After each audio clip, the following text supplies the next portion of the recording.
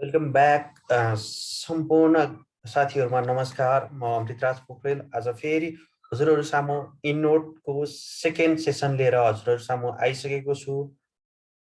आजको इनोटको सेकेन्ड सेसनमा हामी इनोटको बारेमा केही थप चर्चाहरू गर्नेछौँ र केही कुराहरू थप जानकारी लिनेछौँ र सिक्नेछौँ।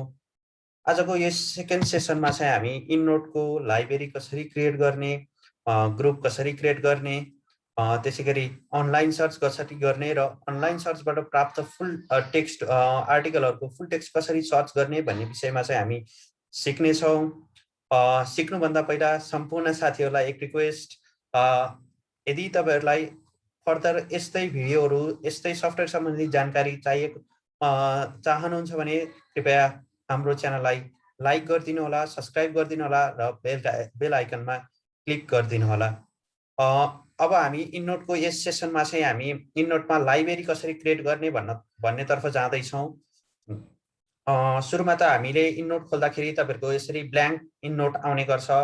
अब क्रिएटिङ लाइब्रेरीमा हामी जाँदाखेरि सुरुमा फाइल थिचेर तपाईँहरूले नयाँ लाइब्रेरी क्रिएट गर्नुपर्ने हुँदा न्यू थिच्नुपर्ने हुन्छ र यदि तपाईँहरू पुरानो छ भने तपाईँहरूले ओपन गर्न सक्नुहुन्छ। यहाँ चाहिँ म सर्वप्रथम न्यू लाइब्रेरी क्रिएट गर्न चाहेँ। न्यू लाइब्रेरी क्रिएट गर्दाखेरि चाहिँ यहाँ नाम दिएको हुन्छ, पछाडि .enl यसको सिन्ट्याक्स हो। यसलाई चाहिँ मेट्नु भएन। अगाडिको माई लाइब्रेरीलाई चाहिँ तपाईँहरू माई इनोट लाइब्रेरीलाई चाहिँ तपाईँहरूले रिनेम गर्न सक्नुहुन्छ। जस्तै मैले कोरोना भनेर चाहिँ यहाँ एडिट गर्दैछु। .enl ले चाहिँ सिन्ट्याक्स जनाएको हुन्छ। अब हाम्रो लाइब्रेरी नयाँ लाइब्रेरी क्रिएट भइसकेको छ। नयाँ लाइब्रेरी क्रिएट भइसकेपछि हजुरहरूको लाइब्रेरी यसरी ओपन हुने गर्दछ। हिजो हामीले प्यानलमा सेसन 1 मा हामीले देखाएको जस्तै हाम्रो फर्स्ट पेज फर्स्ट हाम्रो विन्डो स्क्रिन आइसकेको छ। यसरी हजुरहरूको कोरोना भनेर चाहिँ एउटा इनोट लाइब्रेरी क्रिएट भइसकेको छ। अब आजको टार्गेट अनुसार हामीले लाइब्रेरी क्रिएट गरिसकेका छौँ। अब हामी ग्रुपहरू क्रिएट गर्ने तर्खर गर्दैछौँ। तपाईँहरूले लेफ्ट साइडमा देख्न सक्नुहुन्छ, यहाँ माई ग्रुप्स फुल टेक्स्ट भनेर देख्न सक्नुहुन्छ।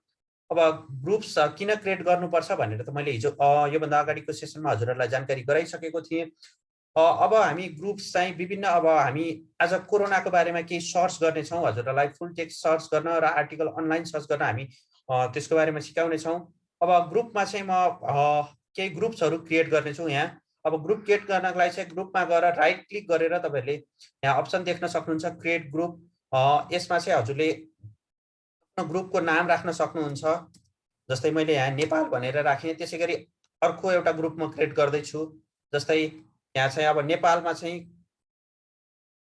कोभिड स्ट्याटस भनेर चाहिँ मैले यहाँ दुईटा ग्रुप क्रिएट गरेँ। अब हामी केही आर्टिकलहरू यो ग्रुपहरूमा सर्च गर्नेछौँ र यो ग्रुपहरूमा राख्नेछौँ। अब हामी आर्टिकल सर्चतिर हाम्रो आजको तेस्रो टार्गेट पोइन्ट आर्टिकल सर्चतिर हामी अब अनलाइनबाट कसरी आर्टिकल सर्च गर्ने त्यो प्रोसेसिङमा जान्छौँ।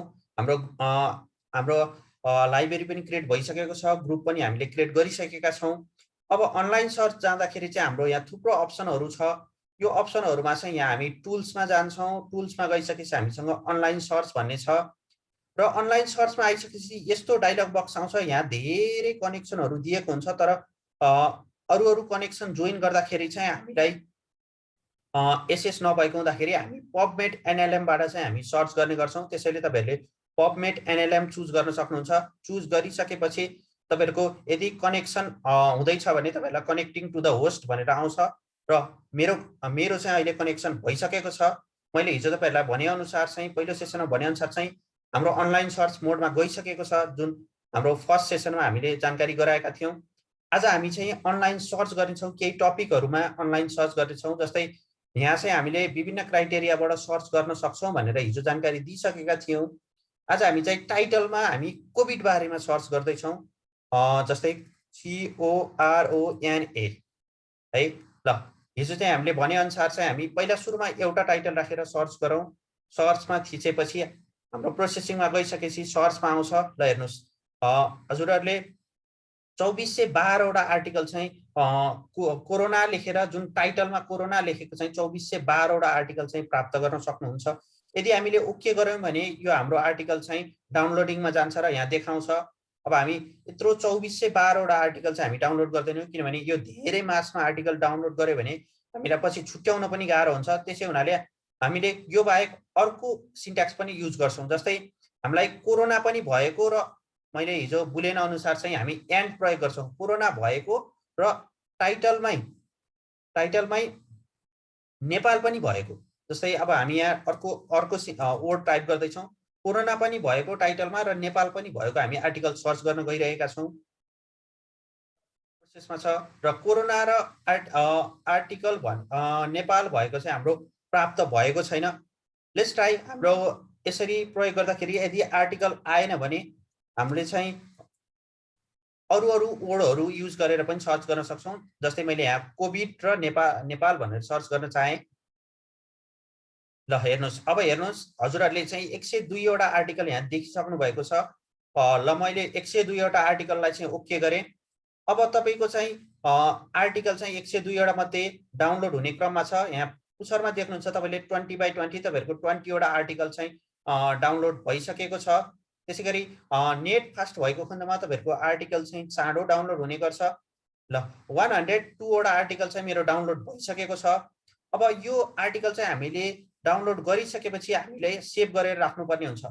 अनलाइन सर्चमा भएका कुराहरू चाहिँ हामीले सेभ गरेर राख्नुपर्ने हुँदाखेरि हामीले चाहिँ कन्ट्रोल ए थिचेर राइट क्लिक थिच्छौँ र एड रिफरेन्स गर्छौँ।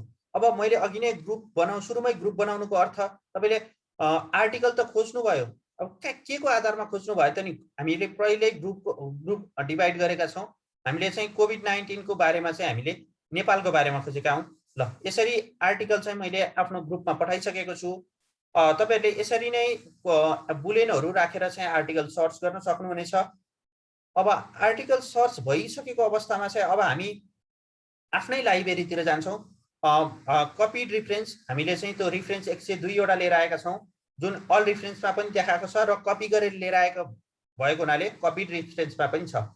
अब हेर्नुहोस्, हाम्रो मैले अघि राखेको यो नेपाल ग्रुपमा चाहिँ 102 वटा आर्टिकल रहेको छ।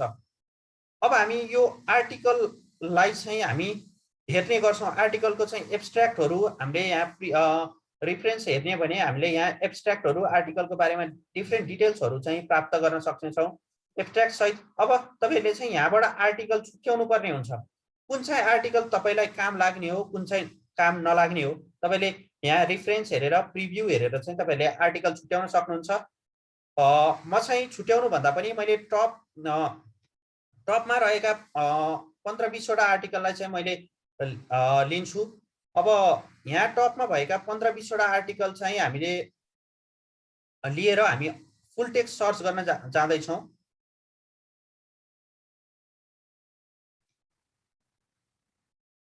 अब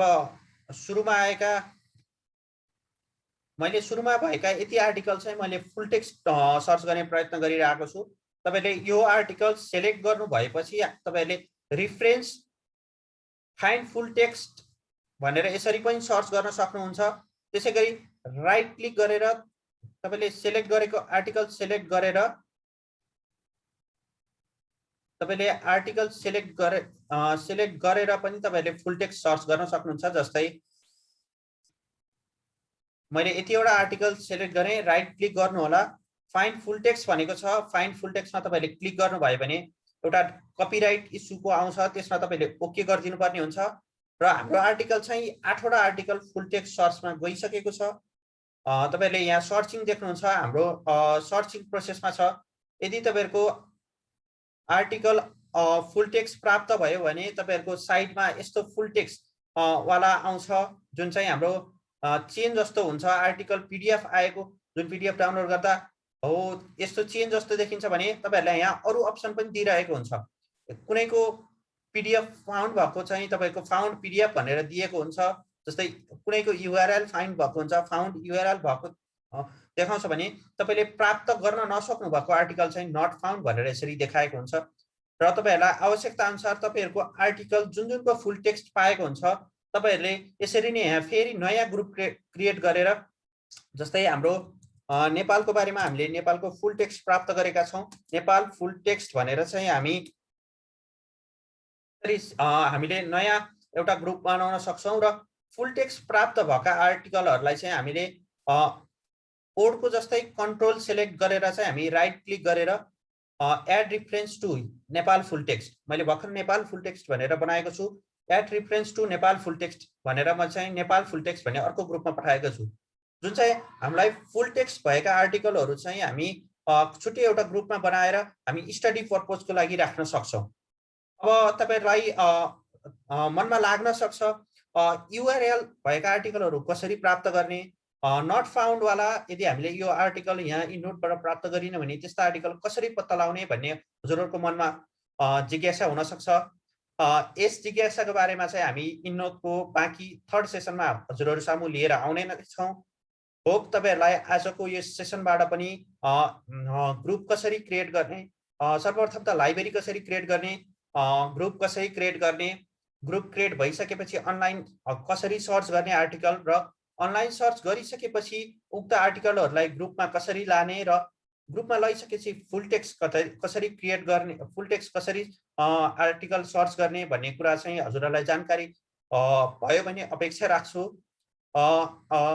यस्तै यस्तै इन्डोर सम्बन्धी नयाँ सेसनहरूको हजुरलाई थप जानकारीहरू चाहिएको खण्डमा हजुरहरूले तल दिएको मेल एड्रेसमा पनि हजुरहरूले मेल गर्न सक्नुहुनेछ र मेरो फेसबुक आइडी प्रोभाइड भएको फेसबुक आइडीमा तपाईहरुले मेसेज गर्न सक्नुहुनेछ। र अन्तमा आजको सेसन को अन्त्य सँगसँगै हाम्रो युट्युब च्यानललाई लाइक सब्स्क्राइब गरिदिनु हुन सम्पूर्ण साथीहरुमा म अनुरोध गर्दै आजको सेसन चाहिँ यही बिदा भएको भन्न चाहन्छु। धन्यवाद।